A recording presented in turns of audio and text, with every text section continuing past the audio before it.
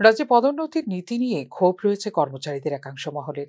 বিশেষ করে ত্রিপুরা এসটিএসসি সংরক্ষণ বিধিমালা ১৯৯২ এর বিধি ৯(২) এর অধীনে পদোন্নতি নীতি নিয়ে ক্ষোভ রয়েছে রাজ্য সরকারের সাধারণ শ্রেণীভুক্ত কর্মচারীদের মধ্যে।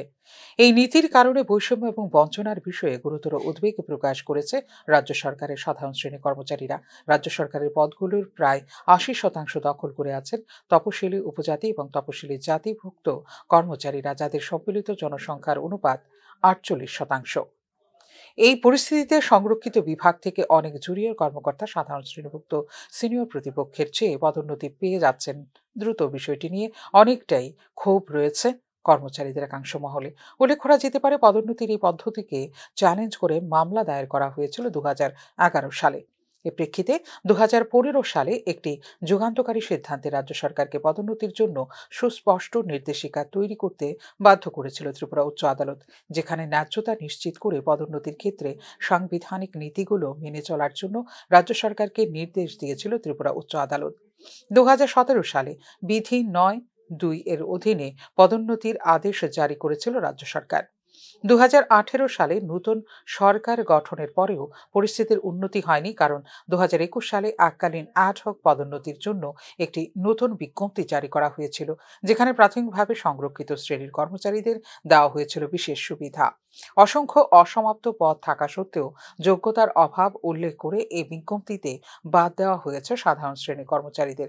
উপরন্তু পদোন্নতির তালিকায় স্বচ্ছতা বিষয়ে আরটিআই আবেদন প্রত্যাখ্যান করার মতো অভিযোগ রয়েছে রাজ্য সরকারের সাধারণ প্রশাসনের বিরুদ্ধে।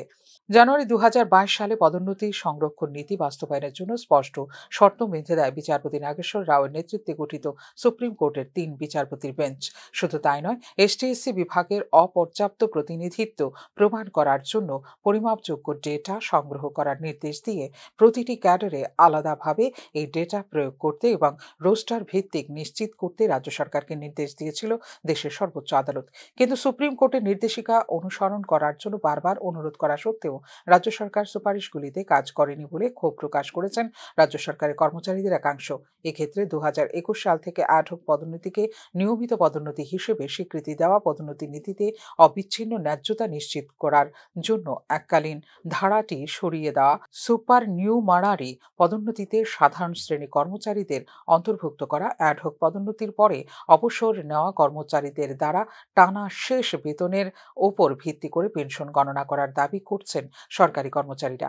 সাম্যের সাংবিধানিক অধিকার অনুচ্ছেদ ১৪ লঙ্ঘন এবং বিদ্যমান বৈষম্যগুলি সংশোধন করার জন্য অবিলম্বে সরকারি পদক্ষেপের দাবিও করেছেন কর্মচারীরা। সরকারি চাকুরিতে পদোন্নতি ব্যবস্থায় আস্থা ও ন্যায্যতা পুনরুদ্ধারের জন্য এই সমস্যার সমাধান অপরিহার্য বলেও মনে করছেন বিক্ষুব্ধ কর্মচারীরা।